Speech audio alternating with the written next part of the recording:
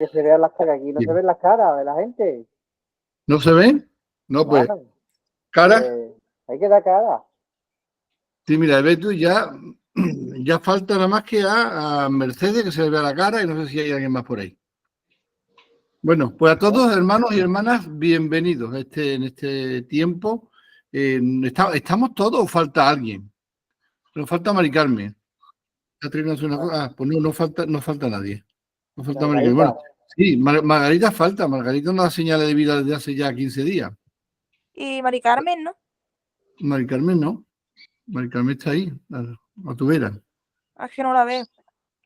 Estoy aquí. Vale, vale. Bueno, pues ya podemos poner todo. Que tengo la cámara cerrada, no me daba cuenta. Es que como no te veía por eso.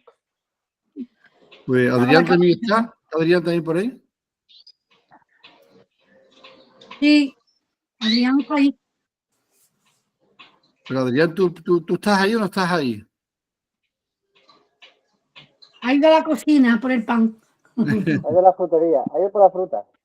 Bueno, estamos ya grabando esto, ¿vale? Y como ya os dije antes, ya está a nuestra disposición los 3 episodios anteriores. Estoy conduciendo. Ah, vale. Ah, te estoy diciendo, pobre. Los 3 capítulos. Carmen, no he ido para el pan. Siempre te pillo hablando de mí. Bueno. Y yo estaba diciendo buenas noches y tenía el micrófono cerrado. Yo digo, nadie me responde. Este es un complot que hay contra mí, ¿no? Todo el mundo ignorándome. Hay que ver. Pobrecita yo. Me voy al grupo, estás tú pensando. ¡Qué bueno! Sí. Bueno, de Margarita, ¿sabéis algo? Hola, mi Mercy. Hola, Jule. ¿Sabéis algo de Margarita? ¿No sabéis nada de ella? No. Aparte de que estuvieron ayer en la feria con Sonia, que me he enterado, Sonia, que estuviste ayer en la feria de Jerez. Sí. Y me fui detrás de comer. Me montaste en caballo y todo, ¿no? Qué guay. No, en caballo no, bailé las casetas, casi de tiempo que no voy a bailar. Oh, qué bien nos lo pasamos, Manuel. Sí. Lo pasamos bien, la verdad. Qué bien. Pues me alegro que los hermanos estén juntos y que se lo pasen bien. Eso es una bendición. Sí. Bueno, hermanas y queridos hermanos, yo pero ante viste, todo... Espérate un momento. Sonia, ¿tú viste a Margarita o no? Sí. Claro. Está bien, ¿no? Margarita vino allá a la iglesia de Pablo, aquí a Iglesia C. Pero que está bien. Ella se está congregando aquí en esta iglesia los domingos. Sí. Y le pregunté cómo estaba y eso. Y ella me dijo que estaba regular, que no se encuentra muy bien porque está todavía con lo de la infección esa que tenía, que están haciendo pruebas de riñón o yo no sé qué. Y que no se encontraba muy bien. Pero bueno, tú sabes, echamos un ratito bueno. La verdad que estaba un poquito calladita, ¿verdad, Manuel? Bueno, ella, vamos a centrarnos ahora en esto. Después, si queréis con tranquilidad, o ya por privado os habláis de lo calladita y de lo locuaz que está cada una. Pero ahora vamos a centrarnos para que tú has preguntado. Sí. Pero hasta ahí nada más. Hasta ahí la respuesta. Ya que no te monto en mi yate. Venga, quito el micrófono, Pepe, no hablo más. el yate de Carmen. Hay que ver. Bueno, estoy intentando decir que me quiero quitar el sombrero. Es que no tengo por aquí ninguno, pero mira, me quito el sombrero. Delante de todas vosotras. La María riéndose del yate, ¿no? Bueno, veo que habéis respondido todo al ultimátum, porque os he tenido que mandar un ultimátum para que respondáis, ¿eh? Esa es la verdad. Pero bueno, todos habéis respondido y todos habéis tenido respuestas muy buenas, ¿no? ¿Por qué? Porque la idea, hermano, cuando yo mando, no mando, a mí me gusta mandar, la palabra mandar no me gusta, ¿no? Me gusta más bien tratar de persuadir, de inspirar, ¿no? Porque se trata de eso, de que nos inspiremos.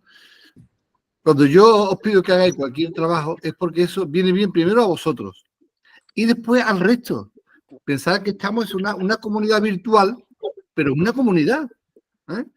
Y vuestras experiencias, yo las he leído todas, las he escuchado todas, pero ya mañana con más tranquilidad voy a repasar una por una veo que en muchas coincidís vosotros, la mayoría de nosotros coincidimos. Veo que hay algunas dudas o algunas preguntas, ¿no? Pero lo importante es que todos hayáis respondido, que todos hayáis ido a la palabra, que todos os hayáis tomado la molestia de participar, ¿no?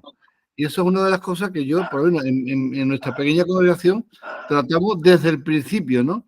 De hacer, de que todos seamos parte, de que no seamos solamente oidores, y sabéis que eso se basa en la palabra, de que no seamos espectadores, que venimos a un teatro, sino que seamos parte del grupo, ¿no? De un grupo en el que Cristo es la cabeza. Esto es una especie como de iglesia virtual, pero no deja de ser iglesia, porque todos somos redimidos, ¿no? Bueno, así que muy bien, magnífico. Quizá para empezar por algún sitio, una cosa que quiero compartir con vosotros es, sabéis que la semana pasada estuvimos hablando acerca de esta oración de Pablo que le hace a Dios para que dé entendimiento, para que alumbre el corazón, la luz de nuestros corazones, de nuestro entendimiento, de nuestra mente, para que podamos entender la grandeza del Señor, ¿no? Y es que no se puede entender de otra manera si el Espíritu Santo no revela, ¿no? ¿Cómo esperaba Pablo que su oración sea respondida? Pues ahora vamos a hablar un poquito de eso, ¿no? Y nos vamos a meter directamente en el capítulo 2. El capítulo 2 no creo que nos dé tiempo de ver más allá de los 2 o 3 primeros versículos, pero bueno, vamos a intentarlo, ¿no? Porque aquí no se trata de una carrera a mí se trata de una carrera de fondo, ¿no? Que con tranquilidad lo vamos haciendo para que podamos digerirlo, ¿no? Una cosa que quiero decir es lo siguiente. Cuando el apóstol Pablo, que estuvo unos 3 años aproximadamente en Éfeso, en la ciudad de Éfeso, pues él dejó unas bases de enseñanza muy importantes asentadas. Sabéis que él tenía la costumbre de ir primero a las sinagogas, como fue allí a la ciudad de Éfeso, estuvo en una sinagoga, y en esa sinagoga pues empezó a hablar, unos escucharon y otros no. Y entonces él sacó de la sinagoga a 12 hermanos que creyeron. Entonces cerquita había una escuela de un tal Tirano, el cual él estuvo enseñando durante 3 años en esa escuela. Algo menos de 3 años estuvo enseñando. Pero lo curioso de eso es que este Tirano era un filósofo y él tenía sus alumnos. Entonces, por la mañana, con la fresquita, Tirano metía a sus alumnos en la escuela y a las 11 del mediodía terminaban, y cuando ya llegaba todo el sol caliente del mediodía, ahí entraba Pablo desde las 11 de la mañana hasta las 4 de la tarde, 4 o 5 de la tarde, con estos primeros cristianos. Así que los fue instruyendo en un local que mismo Pablo pues le alquiló a este hombre, y utilizaba las horas más fuertes de calor del día. ¿Qué es lo que hacía antes de esa hora Pablo? ¿A alguien se le ocurre qué es lo que hacía antes, hasta las 11 de la mañana que entraba Pablo en el estudio? Orar. No. También lo haría seguramente. Entre esa hora, desde por la mañana temprano hasta las 11, y posteriormente cuando terminaban las clases ya hasta por la noche, él se dedicaba a hacer tiendas de campaña, que era su trabajo. Él Sí, se buscaba su sustento. Él decía que no quería ser gravoso a ninguna de las historias, ¿no? Así que este detalle es importante porque a mí me hace pensar en la importancia tan grande que Pablo le da a la enseñanza para alquilar un local, para acoger a estos judíos, a estos 12 primero. Empezó con 12, ¿no? Y después fueron uniendo más personas hasta llegar a lo que se llegó en esa iglesia. Sabéis que en esa iglesia pues se llegaron a quemar todos los libros que eran manuscritos y eran libros carísimos de toda la magia negra que había en aquel entonces. Bueno, magia negra, magia blanca, toda la magia que había, porque Éfeso era una ciudad muy proclive precisamente a eso, a la magia. Y fijaros vosotros el impacto que hace la palabra de Dios en las ciudades y en los pueblos cuando la gente se convierte de verdad, ¿eh? No cuando se hacen evangélicos, no me estoy refiriendo a eso, sino cuando las personas se convierten de verdad, dejan sus antiguas creencias, dejan todo aquello que realmente es un estorbo.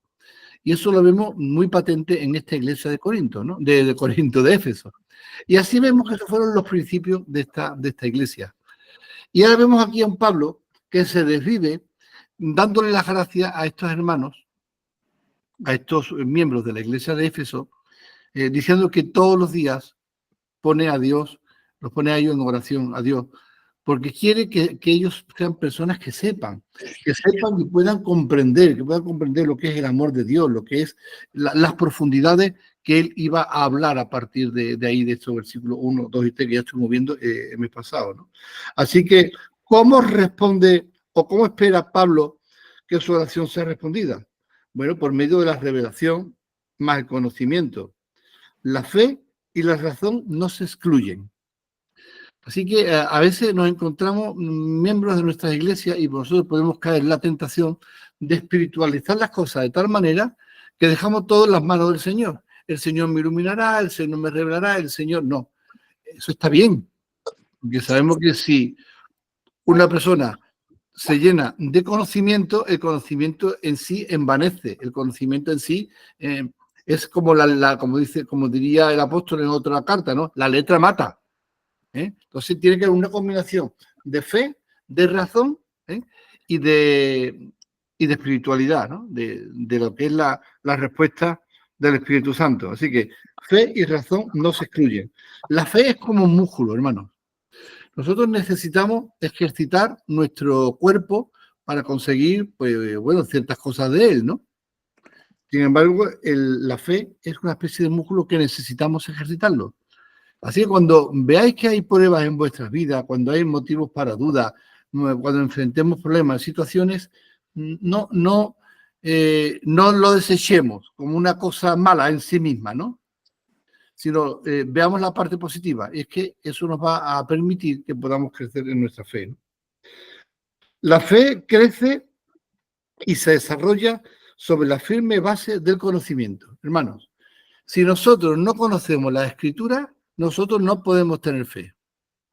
¿La fe por qué viene? Por el oír, y el oír la palabra de Dios. Exactamente.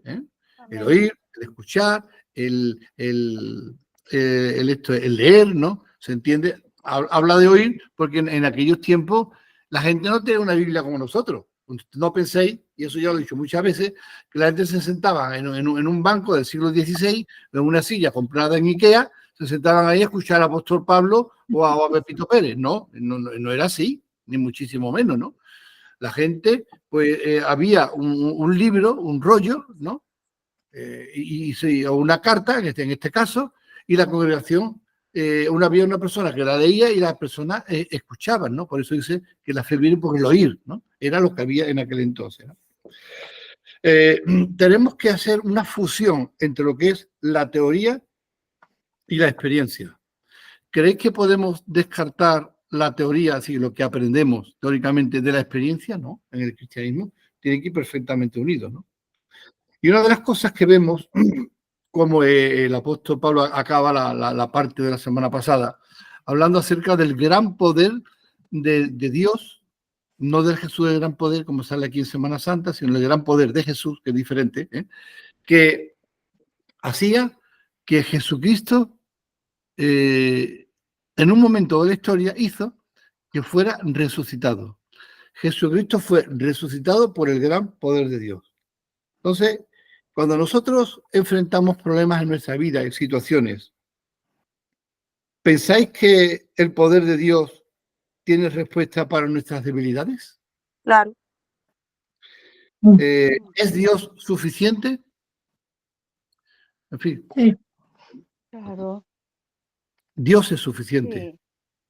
Sí. Esa es, digamos, la teoría que decimos aquí. Y espero que sea también la práctica en nuestras vidas.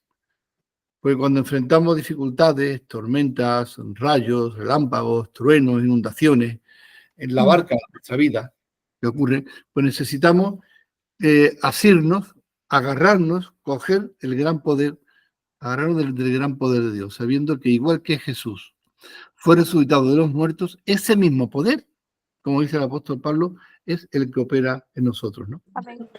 Y ahora tenemos aquí a una sociedad que se nos presenta en el capítulo 2, versículos 1, 2 y 3.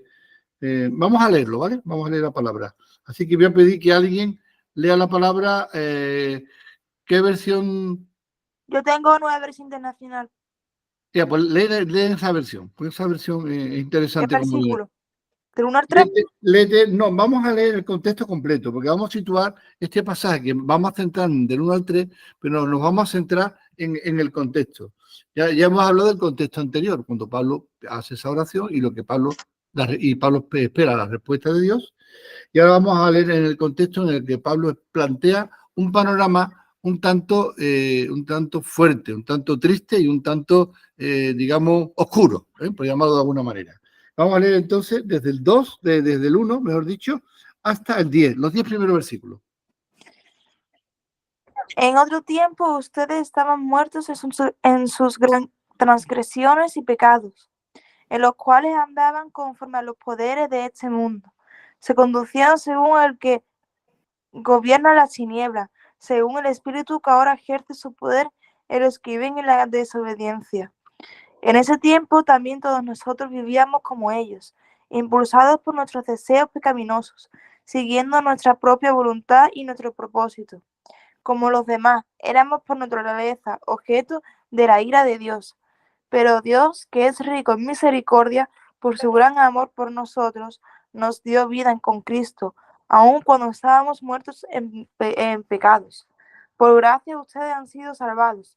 Y en unión con Cristo Jesús, Dios nos resucitó y nos hizo sentar con Él en las regiones celestiales, para mostrar en los tiempos venideros la incomparable riqueza de su gracia, que por su bondad derramó sobre nosotros en Cristo Jesús. Porque por gracia ustedes han sido salvados mediante la fe.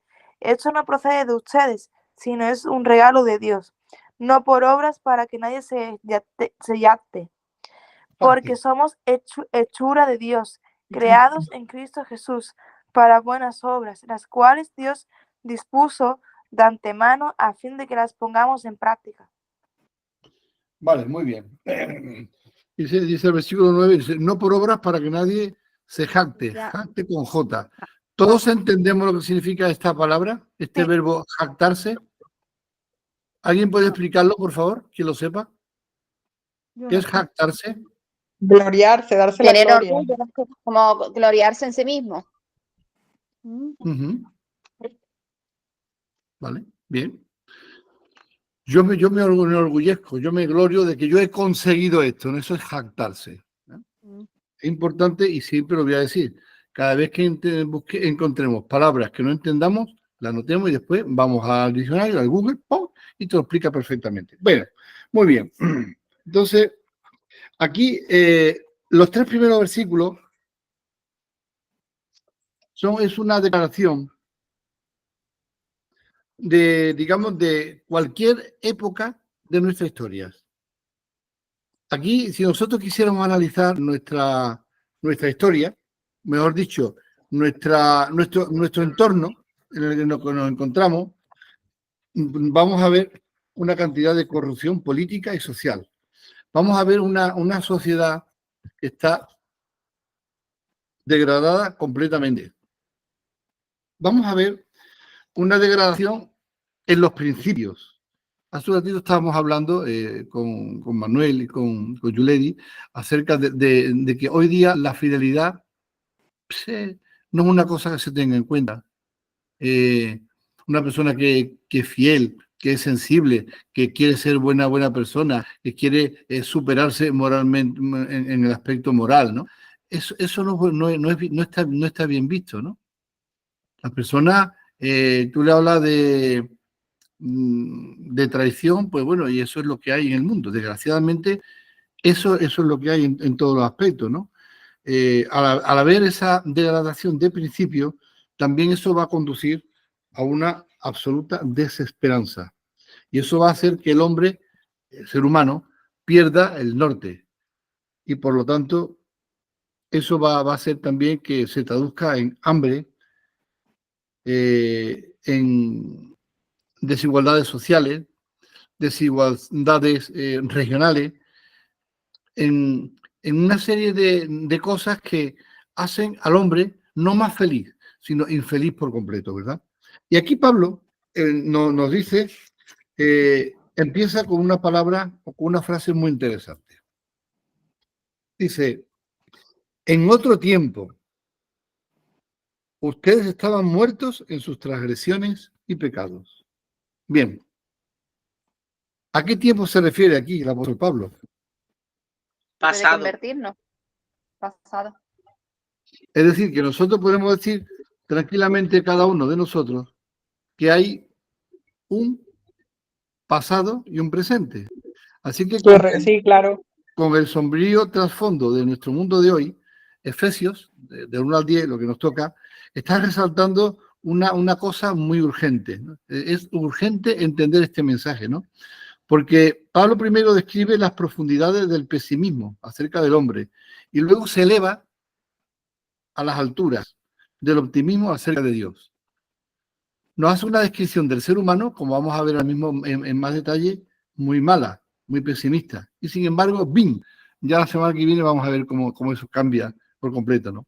Esta combinación de pesimismo y optimismo, de desesperación, de fe, constituye el refrescante realismo de la Biblia. Porque lo que Pablo hace en este pasaje es pintar un contraste, digamos, claro, un contraste absolutamente transparente de lo que somos por naturaleza y de lo que podemos llegar a ser por la gracia de Dios. Eso es lo que presenta en estos versículos que nosotros hemos leído, ¿no? Pesimismo y optimismo. Así que, hermano, el mensaje de la Biblia es ese. Si nosotros quisiéramos hacer una especie de resumen de la Biblia, muchos dicen que la Biblia se resume en Juan 3:16. No estoy tan de acuerdo con eso. Ahí se puede resumir el amor de Dios hacia nosotros porque nos quiere rescatar de algo. Pero si uno no es consciente de que tiene que ser rescatado, si uno no es consciente de que es pecador, si uno no es consciente de que ha hecho mal y que ha ofendido a alguien, entonces esa persona no tiene necesidad de ser salvado de nada. No tiene que ser convencida de pecado, ¿no?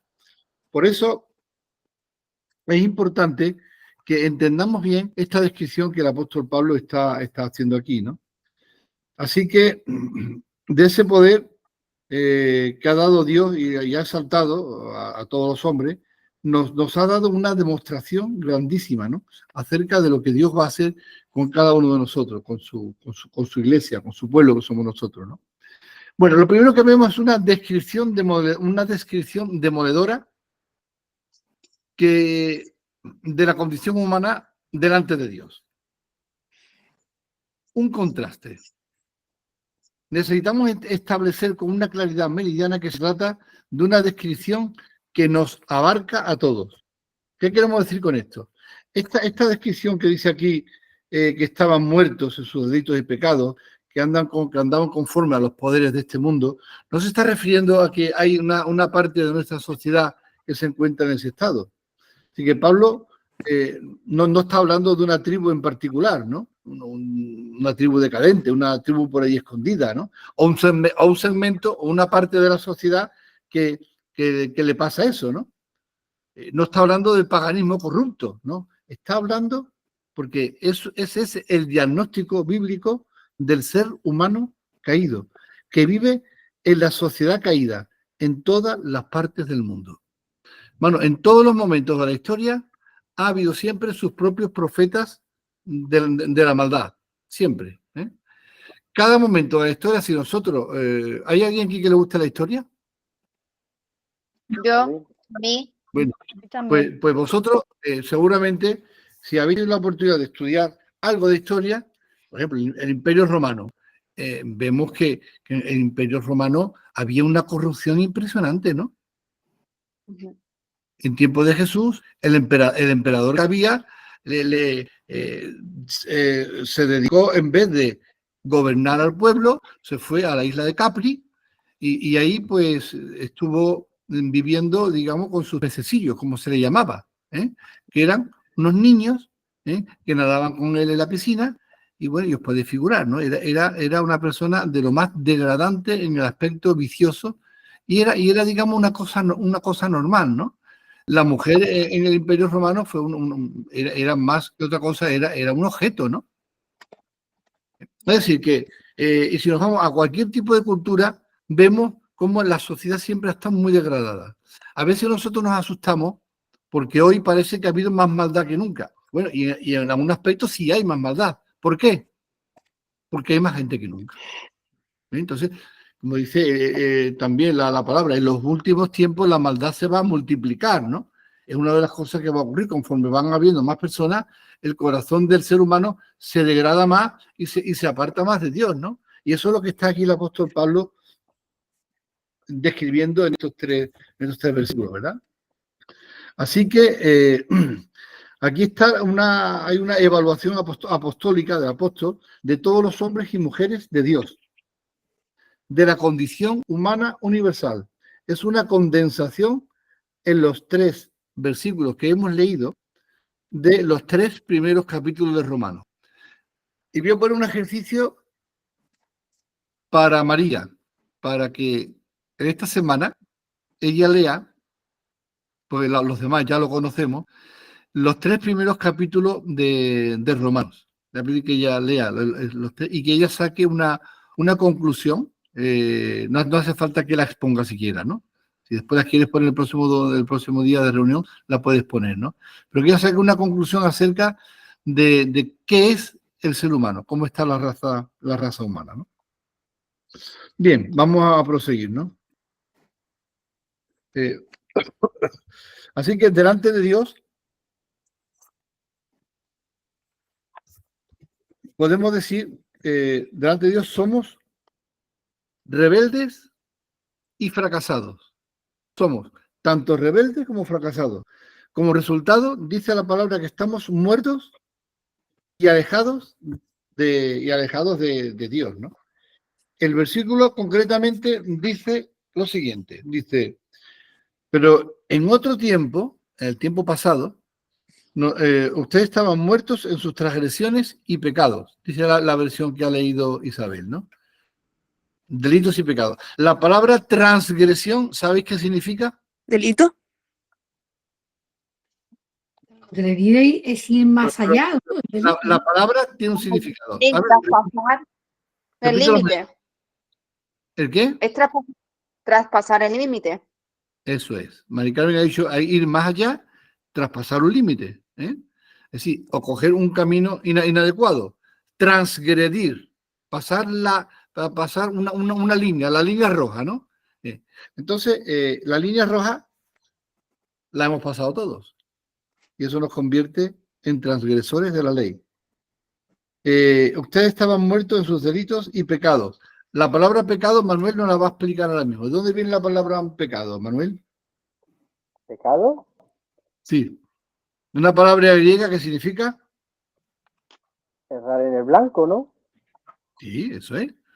Una palabra griega que es hamartía, es el nombre griego que significa errar en el blanco. Así que aquí el apóstol Pablo está describiendo con estas 2 calificaciones lo que es el ser humano. Un ser humano que ha traspasado la línea que no debía de traspasar y que ha errado en el blanco. ¿Vale? Hasta ahí lo vamos cogiendo, ¿verdad? Ujú. Muy bien. Entonces, si vamos para adelante, vamos a seguir. Vale, por aquí tenemos. Bien. Perfecto. Seguimos con la descripción que nos hace Pablo aquí. Mari, ¿va a decir algo? Sí, yo siempre que leo esto me cuesta trabajo entender eso de que estamos muertos o estábamos muertos. Es que cuesta trabajo entenderlo. Uno lo lee y lo lee un poquito así como de pasada. Sí, bueno, sí, estaba muerto, estaba alejado de Dios, sí, pero lo dice muy claro, vamos, estabais muertos. Y un muerto no puede sentir nada, como tú dices muchas veces. Y saber que estaban muertos porque cometíamos delitos y pecados nosotros, que como casi todo el mundo nos creemos buenas personas, pensar que estábamos muertos, pues que la verdad que cuesta trabajo entenderlo, ¿eh? En delito. Sí, quizás debemos eso explicarlo un poquito. Léete, You Lady, el 4, 18. Y El 4:18. Sí, y Mercedes, por favor, se va a leer Isaías 59:2. Esto es lo que nos dice la palabra. Ahora podemos entrar un poquito en eso que tú has dicho, porque creo que es interesante eso. La nueva vida en Cristo. teniendo el entendimiento entenebrecido, ajenos de la vida de Dios por la ignorancia que en ellos hay, por la dureza de su corazón. Hasta el 20. No, solamente el 18, solo el 18. Eso. Entendimiento entenebrecido, ajenos de la vida de Dios por la ignorancia que en ellos hay, por la dureza de su corazón. Y Isaías 59:2. Ya voy. A ver. Claro, la afirmación bíblica acerca del estado de muerte de los no cristianos hace surgir unas interrogantes muy grandes, como la que acaba de decir María ahora mismo, ¿no? Porque a veces nosotros observamos al mundo de la cultura, a gente tan brillante, a gente de la ciencia, a estos artistas de cine, ¿verdad? Y unos personajes que tienen cuerpos espectaculares, ¿no? Vigorosos atletas, ¿no? Mentes agilísimas, ¿no? Mentes muy ágiles, ¿no? Que yo la envidio, ¿no? Ese tipo de mente, ¿no? Entonces, ¿deberíamos decir que tales personas sin Cristo, si Cristo no la ha salvado, están muertas? ¿Te mandaste a leer a Mercy? No, léelo, Mercy, ¿Lo leo? te lo puedes leer. ¿Lo leo ya? Ya lo tengo aquí. Pone 59:2. Son las iniquidades de ustedes las que los separan de su Dios. Son estos pecados los que lo llevan a ocultar su rostro para no escuchar. Vale. Es que aquí nosotros, cuando miramos al mundo, es verdad que nos puede parecer que no es tanto así, ¿eh? Pero ¿debemos decir que tales personas sin Cristo están muertas? No solamente debemos de decirlo, sino que debemos de gritarlo de alguna manera, ¿verdad? Están ciegos para la gloria de Jesucristo y sordos a la voz del Espíritu. Son personas, nosotros todos hemos estado anteriormente ahí, hemos estado ciegos a la luz de Cristo. Hemos estado sordos a lo que Dios decía, porque nosotros no entendíamos el lenguaje del Espíritu Santo. El lenguaje espiritual estábamos nosotros absolutamente años luz, ¿verdad? Así que estábamos sordos a la voz de Dios. Por lo tanto, una persona que está sorda a la voz de Dios, que no entiende lo que Dios es, lo que Dios dice, que no entiende el propósito para el cual Dios nos ha llamado, ¿no? Porque si no responden a Dios son como cadáveres. Esa es la respuesta. Ahora te paso, Yulady. Así que no debemos dudar en afirmar que una vida sin Dios es una muerte viviente y aquellos que la viven están muertos, aunque estén vivos. Comprender esta paradoja, que está una especie de contradicción, es tomar una conciencia de lo que es la tragedia básica de nuestra humanidad caída, ¿no? Así que la gente, fijaros bien, la gente fue creada por Dios y para Dios, y sin embargo está viviendo sin Dios y apartada por completa de sus propósitos. Por lo tanto, podemos decir con toda categoricidad, con toda rotundidad, que una persona, por muy aparente, por mucha máscara que tenga, por muy buena fachada que tenga, si no tiene a Dios en su vida, si el buen pastor no la ha salvado, no ha ido por ella, podemos decir que está muerta en sus delitos y pecados. Sí, que para mí esa palabra justamente de que estábamos muertos siempre ha sido algo que ha tenido mucho sentido para mí, muy importante, que yo lo he visto claramente, pues, que no creo que sea algo que se está diciendo nada más, sino que es literalmente así, literalmente como dice, que esas personas que tenemos al lado, que podemos ver felices en apariencia o aún divirtiéndose o viviendo, si no tienen a Cristo, realmente son cadáveres. Entonces, pero ¿por qué para mí es muy importante y lo viví, lo entendí? Porque fue un antes y un después. Por lo menos mi relación con mi madre, ni siquiera la recordaba. Ella me crió y todo, pero yo no tenía ningún vínculo. Y cuando ya crecí, como a los 20 y tantos de años, que yo empecé a escuchar la palabra y tal, y de todo aquello, no sé qué, y comencé a ver vida en mi hogar. Cobró vida. Entonces fue como que los recuerdos y lo que vivíamos ya eran más importantes. Y mi madre comenzó a ser mi madre, mi familia comenzó a ser mi familia, la vida comenzó a ser vida.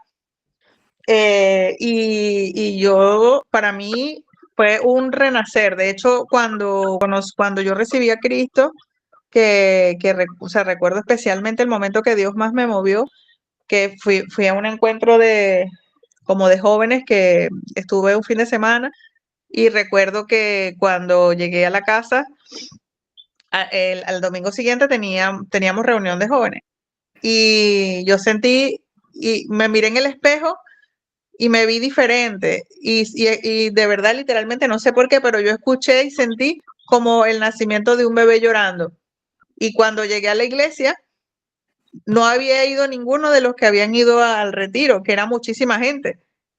Y iban a dar la palabra. Y la palabra fue nueva vida en Cristo. Fue la palabra. Amén. Y, o sea, el nuevo nacimiento de Cristo, me acuerdo. Y de verdad que después lo entendía, porque ya nada lo miraba igual, de la misma manera. Veía a una persona en la calle tirada, un mendigo, y decía, wow, cuánta muerte hay en el mundo. Realmente están muertos completamente. Muy bien, una experiencia propia, ¿no? Puede bajar la mano, Yulady, ya, ¿no? Entonces, Sí, ahí se quedó en mí muy, muy marcada esa palabra de que estábamos muertos completamente. Estábamos muertos. eso lo ha entendido perfectamente. Claro, y eso lo entendemos todos los que hemos estado muertos en algún momento de nuestra vida, ¿no? Entonces, a un muerto, tú le puedes... ¿Alguien de nosotros hemos tenido a un muerto cerca? Yo a mi padre, por ejemplo, ¿no? Sí. Todos, seguramente, ¿no? Y todos vemos que no tiene nada que ver esa persona con el día que se murió, con el día anterior de su vida, posiblemente, o con el mes pasado, ¿no? No, pues que haya pasado una enfermedad que lo haya deteriorado mucho, ¿no? A un muerto tú lo pellizcas y no siente. Muerto se va descomponiendo poco a poco y va tomando un color distinto, ¿no? Y con el paso del tiempo, ¿huele a qué? Huele a putrefacción. Entonces, eso es lo que el apóstol Pablo de alguna manera está transmitiendo aquí. Pero él está diciendo algo más, ¿no? Él está diciendo que estaban muertos en nuestros delitos, en nuestros pecados, dice, en los cuales andabais, dice el versículo 2, conforme a los poderes de este mundo. Es decir, que no se trata de que en un momento dado nosotros hubiésemos estado muertos, sino que era una forma de vida, ¿no?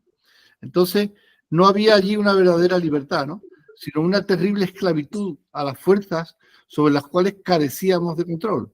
¿Qué fuerzas eran estas? Pues, si detrás de la muerte está el pecado, ¿qué hay detrás del pecado? La muerte. Que nos mantiene en la cautividad. Nosotros estábamos muertos. Detrás del pecado está la muerte que nos mantiene cautivos, ¿no? Porque éramos esclavos del pecado, ¿eh? Éramos esclavos del pecado, ¿no? Así que lo que Pablo está diciendo son tres cosas. Que detrás de todo esto estaba el mundo, el demonio y la carne. Es verdad, es decir, las tres fuentes y tú, ¿no? Exactamente. Y detrás de todo eso realmente está el enemigo, como impulsando en ese camino que dice, en los cuales andaban conforme a los poderes de este mundo. Esos poderes son precisamente el mundo en primer lugar. ¿Sabe? El mundo que nos rodea. Sí, Nos rodea un mundo, la carne y Satanás. ¿sí? No, es un mundo que nos rodea que es ficticio, ¿no? El mundo, la carne y el diablo.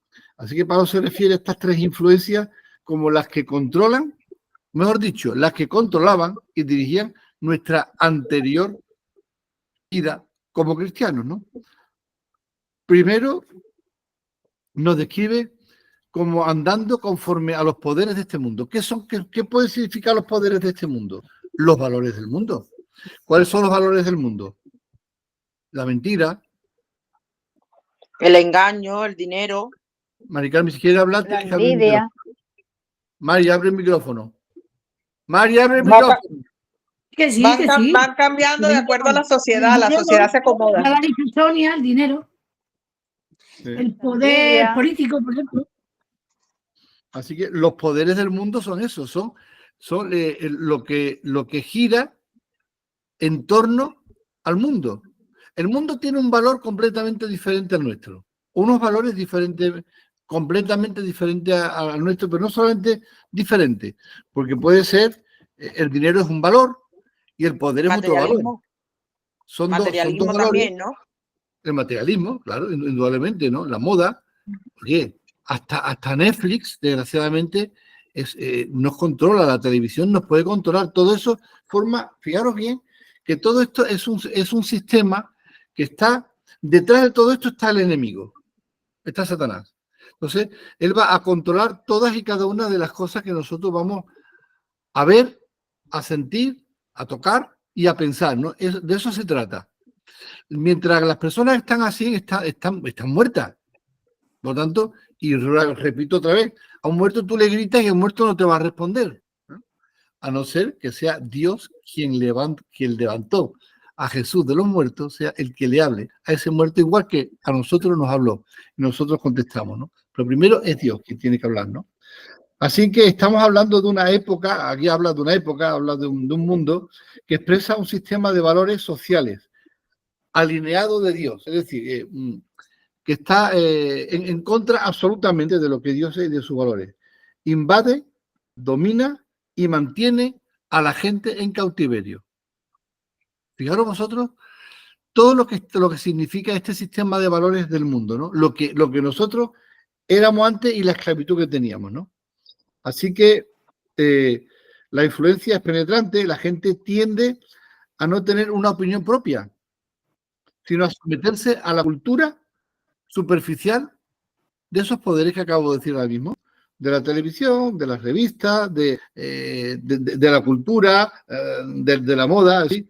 Todos éramos iguales hasta que Jesús nos liberó, hermano. Así éramos todos. Unos con una cosa, otros con otra y otros con todas. ¿Verdad, Manuel?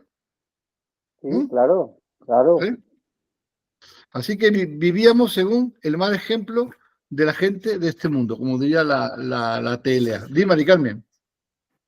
Que yo veo que verdaderamente, con lo que tú estás explicando, lo que tú estás diciendo de la oscuridad de este mundo, del cautiverio de este mundo, que no, la gente está en cautiverio y no ve.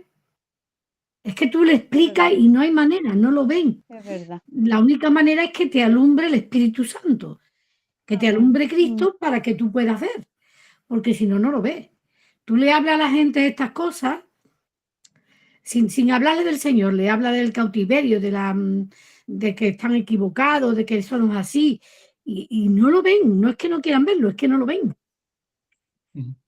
Sí, es que está incapacitado, igual que un muerto está incapacitado para andar y para ver y para oír, es exactamente igual, ¿no? Así que vosotros fijáis bien el valor que tiene la oración que hemos estudiado nosotros estas semanas anteriores del apóstol Pablo, ¿no? Para que vean, para que entiendan. Y eso se hace a la iglesia. Tú fíjate, si es importante para la iglesia, para que la iglesia tome conciencia de lo maravilloso que está en la presencia del Señor y de lo que nosotros, lo que todos habéis dicho acerca de la herencia, ¿no? Lo que hay en los lugares celestiales, lo que son todos los dones que hay ahí escondidos, ¿verdad? Si el apóstol Pablo está pidiendo que la iglesia, los efesios, se les revele Dios de esa manera para que sean capaces de comprender, fijaros vosotros si no es importante y es fundamental que nosotros también tengamos la capacidad de transmitir esa misma petición a Dios, pero a nuestros familiares que están a nuestro alrededor, pero como cosa prioritaria, ¿eh? No estoy hablando, mira, a veces, y es una cosa que entiendo, pero a la vez me rebelo un poco contra ella. Cuando estamos hablando, por ejemplo, muchas veces en los grupos de oración, vamos a orar por mi hermano que le pasa esto, fulanita, que tiene este problema, que para acá, que no son creyentes, ¿no? Pero sin embargo, la oración urgente, y eso yo lo he repetido, los míos ya lo saben, pues ya más de una vez se lo hemos dicho, la oración urgente no es que se le quite el resfriado a la persona que sea, no es que se le quite el cáncer, pues muy importante que esto es realmente, ¿verdad? No estoy menospreciando, a ver si soy capaz de explicarme, ¿no? Y ustedes de entenderme. No estoy diciendo que no haya que orar por esas cosas, no. Lo que estoy diciendo es que la urgencia es que esa persona, si se muere, si va a la presencia del Señor, vaya a la presencia del Señor y no vaya sana al infierno. Así que tenemos un desafío con nuestros hijos, los que tienen hijos, con nuestros padres, los que tenéis padres, con nuestros familiares, si no son creyentes, ¿no? Claro, nosotros, como siempre digo, no podemos ni vamos a convertir a nadie, pero sí podemos interceder para que Dios sea quien le hable y como un cadáver viviente que es, pueda levantarse, ¿no?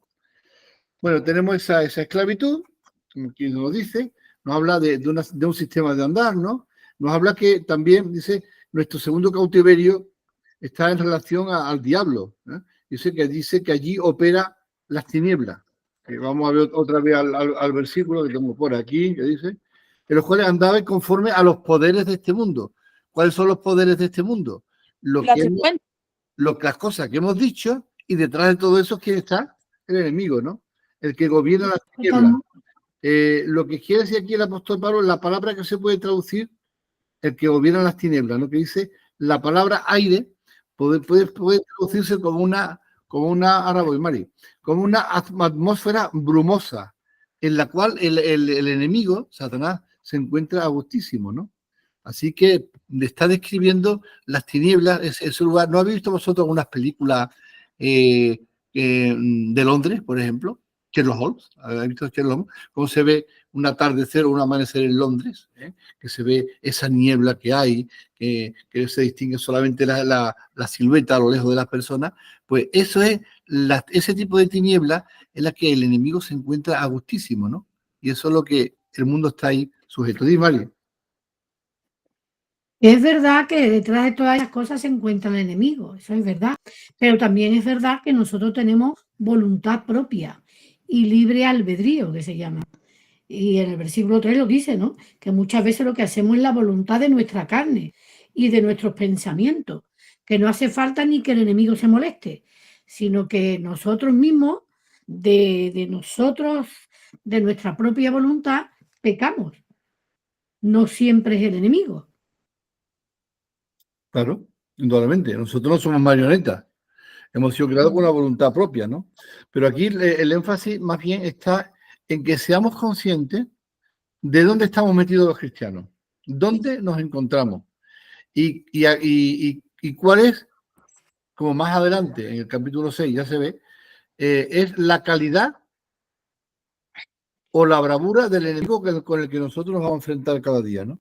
Y aquí está hablando de poderes y de autoridades. ¿Y qué son esos poderes y autoridades? Pues así que en nuestros días no está bien visto en creer en una especie de diablo personal, ¿no? O en inteligencias demoníacas. Existen tanto una cosa como la otra, ¿no? Una frase que puede describir es el espíritu que ahora está ejerciendo el poder en los que viven en desobediencia. Una persona que está en una desobediencia constante, que se revela a Dios, es una persona que es atrapada por el enemigo, ¿no? El príncipe del imperio del aire es también el gobernador del espíritu que opera en las personas que son desobedientes. Y una tercera influencia es precisamente la esclavitud de nuestros deseos pecaminosos, de nuestra carne. Los deseos se definen como la voluntad de nuestra carne y de los pensamientos. Carne y pensamiento.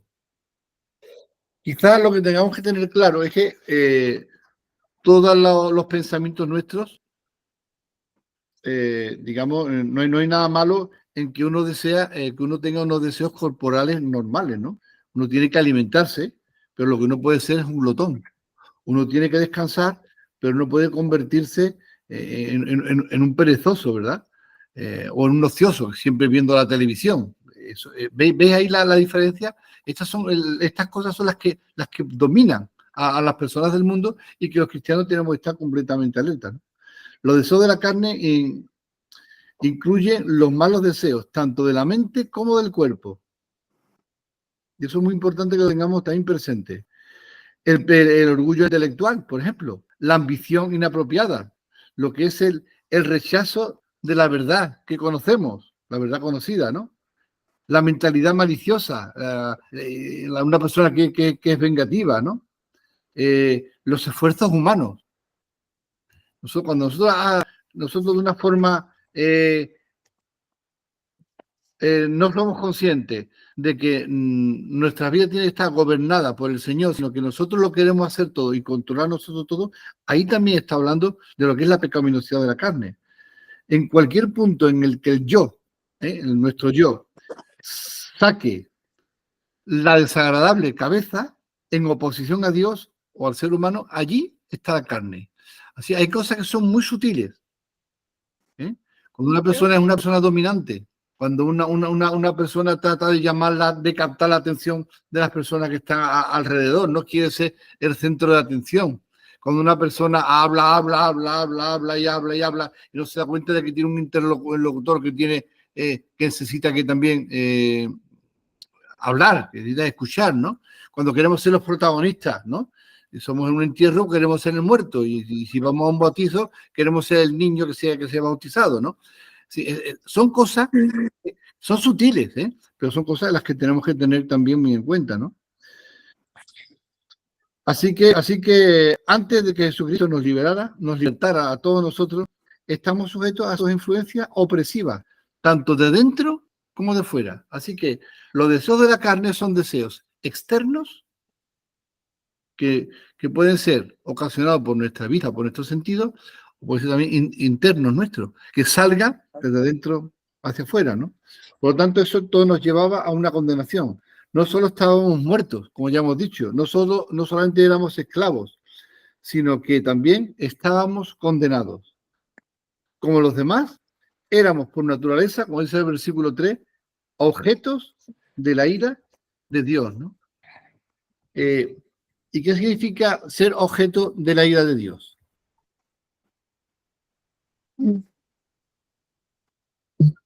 ¿Es la ira de Dios como la ira del hombre? No. ¿Por qué? ¿Cuál es la pregunta? No me he enterado. ¿Es la ira de Dios como la ira del hombre? Ha dicho Isabel, no. Explícalo. Vamos a ver. Dios es que yo pienso, vamos a ver, nosotros tenemos, es que nosotros, vamos a ver, yo pienso que nosotros tenemos maldad, entonces nosotros, o sea, Dios no muestra su ira hacia con nosotros, al revés, lo que nos muestra es su amor hacia con nosotros. Sí, pero su ira también, nos muestra su amor y su ira, las dos cosas. Dios es amor y Dios también dice que su ira también la demuestra, ¿no? Ahora, la pregunta es igual la ira de Dios a la ira mía? Yo creo que pienso no. que no, pero es que no sé cómo explicarlo. Vale, pues vamos a tratar de explicarlo. Venga, Sonia, Yo levanta creo la que mano. porque... Vale. Sonia, levanta la mano. Vamos a darle a Sonia oportunidad. Sonia, habla, porfa. Yo pienso que, por ejemplo, no sé si es en Deuteronomio que viene, ¿en Deuteronomio era? En Deuteronomio 20 me parece que viene el bien y el mal, o sea, es que no me acuerdo bien. Sí, Sí, viene. ¿no? Que viene que cuando tú haces el bien en el camino del Señor, lo mismo que o sea, tienes bendiciones, que lo mismo tienen las maldiciones si haces el mal, ¿no? Entonces, yo creo que la ira del Señor viene en las maldiciones al hacer el mal, al estar en malos caminos. Sí, pero la pregunta mía estoy comparando. Cuando nosotros hablamos de la ira de Dios, ¿la estoy poniendo al mismo plano que mi ira? Sí, cuando yo me airo. Tú muchas veces lo has confesado, te has confesado abiertamente nosotros. ¿No has tenido muchas ganas de coger a una persona que te ha hecho algo por el pescuezo y revolearla y tirarla por ahí? Sí. ¿Actúa así Dios con nosotros? No. ¿La ira de Dios es caprichosa? No. Dios se levanta un día de mal humor y entonces ahora voy a ir contra María, ya le voy a pegar a María porque ella... No es así, ¿no? No. Estoy intentando... Dios es humilde, tiene bondad, tiene buen corazón, da amor. Aparte que perdona también. Dios tiene una ira justa. Venga, pon un poquito de luz a esto porque todavía creo que no se ha entendido bien la pregunta. No está bien captada. Dios tiene una ira justa. Y nosotros no. Nosotros no somos justos. Nos podemos equivocar y por mucho que tengamos ira contra alguien, no va a estar en equilibrio y en medida. Mientras que Dios, cuando se aira contra el ser humano, casi siempre se aira por causa del pecado. Cuando dice, y se airó Dios porque el pueblo de Israel había hecho no sé qué. Es que lo que había hecho era muy grande. Había ido contra Dios. Entonces, Dios levanta su ira como castigando el castigo del ser humano. Pero siempre es justo, siempre. Es decir, que podemos decir que la ira de Dios no es que Dios tenga mal carácter, ¿no? No. ¿Vale? No es como si, no es como si él fuera a salirse de su casilla en cualquier momento. No. No tiene despecho, ¿no? No tiene una animosidad ni una venganza. Dios no es arbitrario. Esas son nuestras reacciones de ira muchas veces, ¿no? No están fundadas muchas veces en una ira justa. ¿Podemos airarnos nosotros los cristianos? ¿Podemos airarnos? Sí, podemos airarnos. Lo que no podemos es pecar, ¿no? Dios se aira, pero Dios no peca, ¿no? Así que nunca es arbitraria, ya que la reacción divina a una sola situación es al mal. Dios se aira únicamente contra el mal, ¿no? Y claro, y ese mal está producido, el mal no se produce en el aire. ¡Ay, el mal! No, el mal lo producimos nosotros, ¿no? Por lo tanto, Dios es enteramente predecible. Nosotros podemos predecir cuándo Dios se va a irar y cuándo no se va a irar. Es una cosa que es perfectamente... Yo sé, si yo hago una cosa mala, si Dios voy a levantar la ira de Dios o no. Otra cosa es que después haga lo que habéis dicho, que sea misericordioso, que sea bueno, que sea compasivo. Todos esos son atributos de Dios. Pero cuando hablo de la ira, estoy hablando de que Dios se aira, y tiene sus razones para hacerlo. Y la razón es enteramente contra el mal. Entonces, ¿qué es su ira? Si no es una reacción arbitraria ni un proceso impersonal. Es la hostilidad personal. Es una hostilidad justa y constante de Dios hacia el mal. En su negación absoluta a hacer concesiones y su propósito de condenarlo. Dios se irá contra el mal y, por supuesto, contra los que hacen el mal, que somos nosotros, ¿no? Así que éramos por naturaleza, como dice la palabra, objeto de la ira de Dios. Pero Dios, que es rico en misericordia, dice ya el versículo 4, que se vamos a dejar para la semana que viene, tiene su gran amor con nosotros. Y tenemos los grandes contrastes. El hombre completamente caído, el hombre completamente deteriorado, el hombre completamente apartado de Dios, ¿no? Así que Pablo traza un deliberado contraste entre lo que éramos por naturaleza y lo que hemos llegado a ser por su gracia. Es un contraste entre el pasado y el presente, entre lo que éramos cuando estábamos librados a nosotros mismos, cuando nosotros mismos éramos los que andábamos a nuestro criterio, ¿verdad?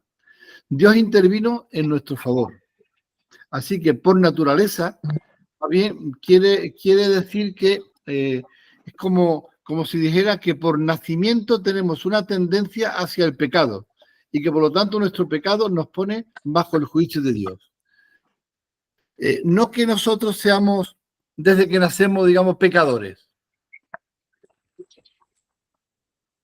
Sino que nosotros tenemos una tendencia hacia el pecado. Dios no juzga, Dios no vierte su ira contra una cosa que no sea injusta y que no sea pecado. Así que un niño, por ejemplo, que no ha pecado, no puede ser nunca objeto de la ira de Dios. Porque entonces no diría Jesús, dejad que los niños se acerquen a mí y no se lo impidáis, porque de yo el reino de los cielos. Así que hasta cuando hay un grado de conciencia, esa persona, digamos, es libre de la ira de Dios. A partir de ahí, ya la cosa cambia. 4 añitos, 5 añitos, no sé, ya está menos, ¿verdad? Muy bien. No sé si tenemos así. Así que... la mano levantada hace un rato. ¿Quién? Lady. Ah, perdón, no te he visto. Este tengo aquí abajo. Pues habla, no, lo mismo que iba a decir Mari Carmen, que la ira del hombre no obra la justicia de Dios. La ira del hombre no obra la justicia de Dios, porque Dios es santo, santo, santo, y él no puede tener comunión con el pecado. Por eso, pero la ira de Dios no tiene nada que ver con la ira del hombre. Claro, es importante, ¿no? Era eso. Y acordaos de que somos llamados a ser como Dios. Sí, que nosotros no hemos sido llamados a ser de cualquier cosa, sino que en el caminar cristiano, ya que estamos todos aquí inmersos en la vida cristiana, pues tenemos un llamamiento. Sed santos como vuestro Padre Celestial es santo. Así que el fracaso en recorrer la gravedad, en reconocer, mejor dicho, la gravedad de esta condición humana explica la fe ingenua de la gente en los remedios superficiales. Es decir, que muchas personas al no ser conscientes de la gravedad del pecado, de la desviación que tiene el ser humano, de la gravedad que es hacerse enemigo de Dios, porque uno es amigo o somos enemigos. ¿No? O antes, como dice, la vida ha habido un antes y un después, ¿no? Y ese después a todos nosotros nos libra del juicio de Dios. Es una cosa que quiero que nos dé tranquilidad en nuestra vida. Al haber nosotros creído en el Señor, eso nos libra de su ira y de su juicio. Ahora, otra cosa es que nosotros ocasionalmente pequemos y entonces, claro, ahí se va a ver también el castigo y la misericordia de Dios. Ambas cosas se van a ver juntas, ¿no? Así Otra que cosa es que hayan consecuencias del pecado pasado. Aunque hayas cambiado y ahora seas cristiano, pues hay consecuencias de las decisiones que tomaste en el pasado. Claro, sí, eso. Hombre, si yo cojo y mato a una persona y soy juzgado, pues entonces Dios también ha establecido las leyes de los hombres. Por lo tanto, hay una consecuencia que tiene que haber ahí, ¿no? Si yo cojo y con un revólver y me pongo a jugar, pues ese revólver, la bala se me cae y me parte una mano, yo como un cristiano que sea después, mucho yo me convierta, yo voy a estar convertido pero sin mano, ¿no? Entonces, así que una enfermedad radical requiere un remedio radical. No dejaremos por tal motivo de preocuparnos por una educación mejor o por una sociedad más justa, pero es preciso agregar a estas cosas una dimensión nueva. Y para que los no cristianos les resultara extraña es la evangelización. Así que, Manuel, yo tenemos que seguir evangelizando por ahí. La evangelización, porque Dios nos ha confiado. Cuando quiera, Pepe, cuando quiera.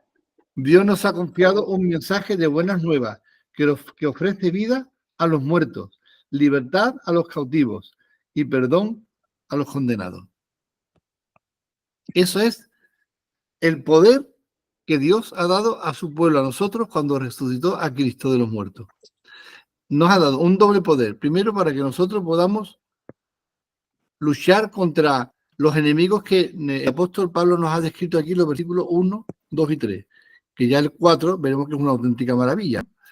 Tenemos armas suficientes para eso. Y tenemos también el arma principal para que el mundo llegue a conocer al Señor, que es el arma de la evangelización. Cuando Dios nos dice que nosotros evangelicemos o que compartamos las buenas noticias, significa que Él las va a respaldar. Y Jesús mismo en una ocasión le dice a sus discípulos, si han guardado mi palabra, guardará también la vuestra. Es una promesa del Señor. Y si a mí me han perseguido, también os van a perseguir a vosotros. Es otra promesa de parte del Señor. Así que podemos hacer como el apóstol Pablo. Podemos ir a nuestras sinagogas, a nuestros sitios de reunión, a los sitios en que haya personas afines o no afines a nosotros, ¿no? Podemos presentar la palabra de Dios. Es muy probable que esas personas, si no, en este tiempo o en otro, esa persona llegue a creer en el Señor. Como uno siembra la semilla, puede esperar que haya resultados y que se pueda recoger una cosecha. Así que, hermanos, no desfallezcamos. No dejemos de creer en la palabra de Dios y dejemos de ser creyentes no en Dios, sino que creamos a Dios, que hay una gran diferencia. Pero creer a Dios significa experimentar a Dios. No solamente tener un conocimiento teórico y mental, sino tener un conocimiento práctico. El conocimiento práctico es en la vida diaria nuestra, en los problemas de cada día, en las situaciones en las cuales estamos al límite, ¿no? Ahora estamos orando en nuestra congregación por una hermana que se llama Katy, que ya de camino os pido que oré por ella, si os acordáis, que ella pues está en Alemania en estos momentos y al venirse para España, pues una hermana que es sordomuda, pues le ha dado una meningitis. Entonces tiene un problema serio, no de Sí. salud. Entonces están que ni duermen, ni comen, ni están muy preocupados, ¿no? Lo están pasando bastante mal. Y eso después de haber pasado ya por un proceso y por cosas que quedamos que un día no la iba a contar, ¿no? Es decir, que ahí tenemos que ver también la mano del Señor. El Señor Amén. nos va a librar posiblemente de muchas cosas, pero de otras no nos va a librar. Pero Él va a estar con nosotros. Amén. ¿Eh? Muy bien, vamos a dejarlo aquí. Ya tenemos una hora, hemos hecho, queremos ser fieles para que no os acostéis demasiado tarde. Y alguien ha dicho en el grupo que tengamos una especie como de listado de oración. ¿Alguien quiere hacerse cargo de poner un listado de oración para que cualquier persona nuestra que tenga necesidad de orar algo, vayamos a YouLady, que YouLady lo haga y la ponga? Pues si quiere, me Yo iba a proponer a Manuel, pero Isabel es muy buena para eso también. Ya está. Ya que Isabel se ha propuesto y se carga muy bien. Entonces, cuando tengamos motivo de oración, vamos nosotros a ponerlo en el grupo, eso decimos a Isabel, y Isabel después pues, se encargue de ponerlo, ¿vale? Bueno, Isabel, las llaves de tu coche no se han encontrado todavía, ¿no? No. Pues se le ha perdido Estamos, las llaves del coche y es un estamos sin problema. coche prácticamente. Esta es la familia. Vamos a orar. A nosotros cuando nos ha pasado algo así, ¿qué hemos hecho, Mari Carmen? Eso, orar. Y Mira, aparecen. Y Sí, así ¿qué va. aparece? Me a estoy mi padre con la acordando cartera, cuando le vino. apareció. Espérate, Sonia, está terminando de hablar Isabel. Perdón, Isabel, habla. No, que digo, mira lo que le pasó a mi padre con la cartera. La perdió y al final le aparecieron la cartera con 6 o 7 carnets de camiones, el DNI, la tarjeta del banco. Ahí lo contaste. Estuvimos orando por eso. Sonia, ¿iba a decir algo? Sí, que me acuerdo todavía cuando Adrián perdió las llaves aquí en Sevilla del coche. Sí. ¿Te acuerdas? Ya, Perdió que me- las llaves y todo, y no vea, buscando las llaves por todas lados y al final ni han aparecido ni nada. Entonces, por eso y También por no el, apareció. y por el Y nos miércoles que mi hartamos padre de tiene orar, abogado. ¿eh? Pues el Señor le quiso enseñar a Adrián alguna cosa. Que lleve bolso. El borquito de la Antonia. No me ha cabido. Me hace. Bueno, ¿hay algún motivo por el cual queremos orar? Vamos a orar antes de irnos por la situación que tiene el padre de Isabel, ¿no? ¿Qué va a ser tu padre mañana? ¿Era terminar con el No, abogado? el miércoles. El miércoles. Va a ver al abogado, pero todo, aunque lo hable con el abogado, todo depende del tribunal y todavía el tribunal no lo ha llamado. El mes que viene, no, el siguiente, hace un año que está de baja. Vale. Entonces, a ver, porque todavía no lo sé. Perdón, vamos a estar un segundo en silencio nada más porque voy a cortar la grabación aquí, ¿vale?